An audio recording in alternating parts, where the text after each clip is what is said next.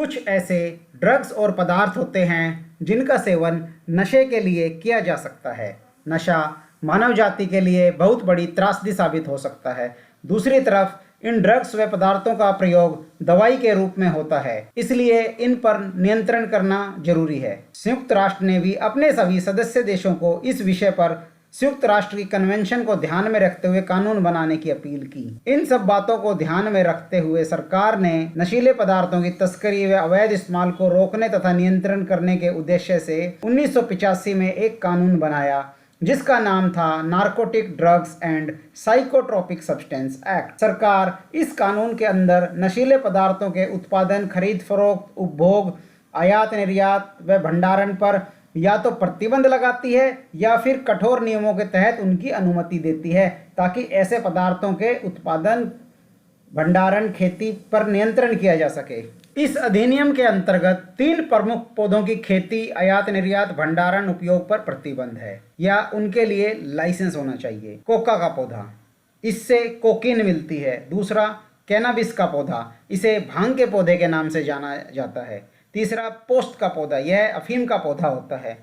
केंद्रीय सरकार की ये जिम्मेवारी है कि वे नारकोटिक ड्रग्स के गलत इस्तेमाल को रोके। इसलिए केंद्रीय सरकार इस कानून के अंतर्गत नशे के लिए इस्तेमाल होने वाली किसी भी ड्रग्स या पदार्थ पर प्रतिबंध लगा सकती है। केंद्रीय सरकार नियम बनाकर इस कानून के अंतर्गत कोका की पत्तियां, ओपियम और ऐसे अन्य पदार्थों की खेती, उत्पादन, भंडारण पर लाइसेंस के द्वारा नियंत्रण करती है।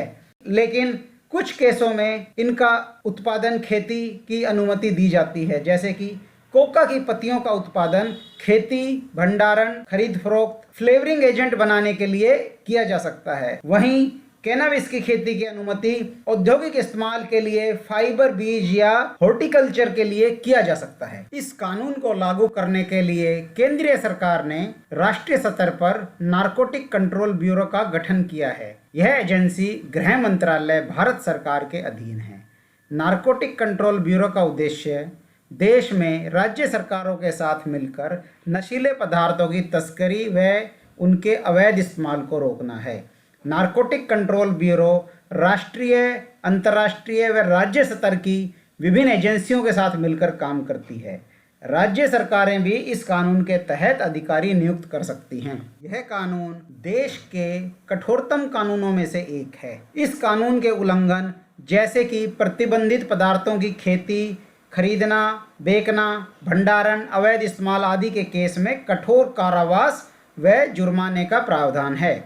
इस कानून में प्रतिबंधित पदार्थों की मात्रा के अनुसार सजा व जुर्माने का प्रावधान है। मात्रा के आधार पर इसको हम 3 भागों में बांट सकते हैं: अल्प मात्रा, स्मॉल क्वांटिटी, कमर्शियल क्वांटिटी, व्यावसायिक मात्रा, व तीसरी अल्प मात्रा व व्यावसायिक मात्रा के बीच की मात्रा।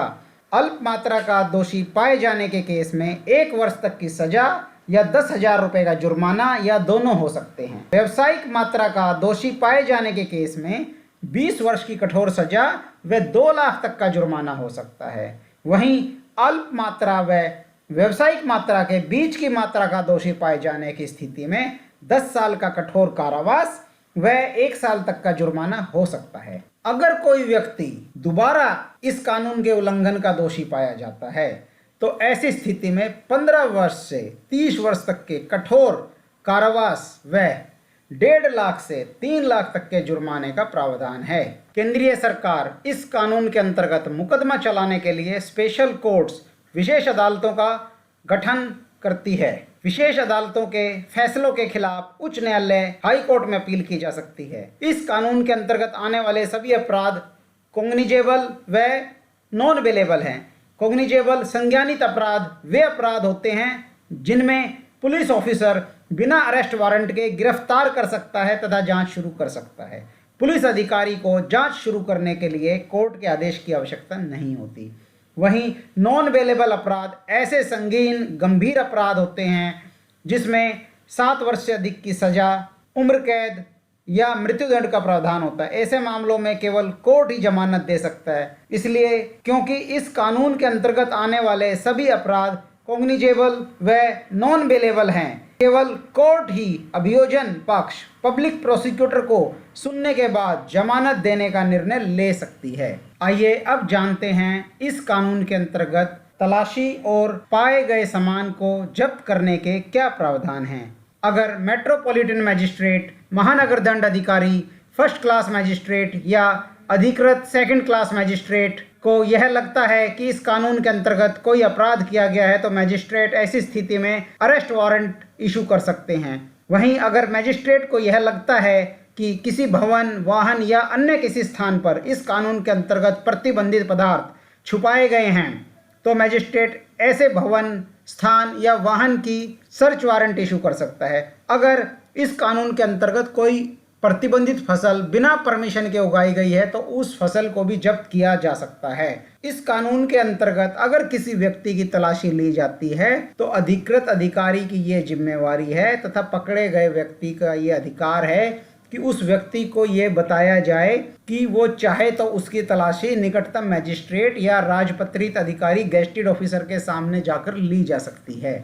अगर केंद्रीय विभागों के अधिकृत अधिकारियों को ये लगता है कि कोई व्यक्ति इस कानून के अंतर्गत किए गए जुर्म के बारे में सबूत दे सकता है या कोई संपत्ति इस कानून के अंतर्गत जब्त की जा सकती है तो वह अधिकृत अधिकारी बिना वारंट के उस व्यक्ति की जांच कर सकता है या फिर उस जगह, भवन की जांच कर सकता है।